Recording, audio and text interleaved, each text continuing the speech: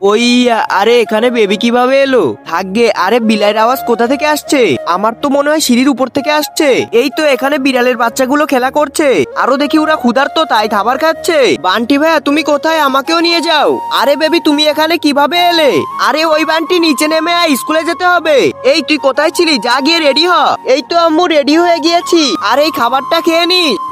যা তাহলে। আচ্ছা ঠিক আছে আম্মু। আরে বাবা এই ফাঁকে খাবারটা বের করে নি। কিন্তু তার আগে তুমি যদি আল্লাহকে ভালোবেসে থাকো তাহলে ভিডিওতে একটি লাইক করে চ্যানেলটি সাবস্ক্রাইব করে দিবে। আর এই সুন্দর ছবিটির জন্য কমেন্ট বক্সে আমিন লিখে যাও। এটা তো আমার খাওয়া যাবে না, উপরে তো বিলাইগুলো ক্ষুধার্ত। আর আমার আম্মু তো সকালে পেট ভরে খাওয়াই দিয়েছে, যাতে টিফিন টাইমে বেশি ক্ষুধা না লাগে। তাহলে তো এই বিস্কুটটা আমার খাওয়া লাগবে না নে। যাই গিয়ে তাহলে এই বিস্কুটটা বিড়ালকে খেতে দিয়ে আসি। নাও বিড়াল ছানা বিস্কুটটা খেয়ে নাও। আর আমি তাহলে চলে গেলাম, বাই বাই। কি মজা। যাক ভালোই হলো। আরে এখানে তো মা দাঁড়িয়ে আছে। এখন তাহলে কি হবে? আরে বান্টি তোর কিছুই হবে না, আমি সব দেখে ফেলেছি। তাই নাকি মা? আরে হ্যাঁ বাবা, অনেক ভালো কাজ করছিস।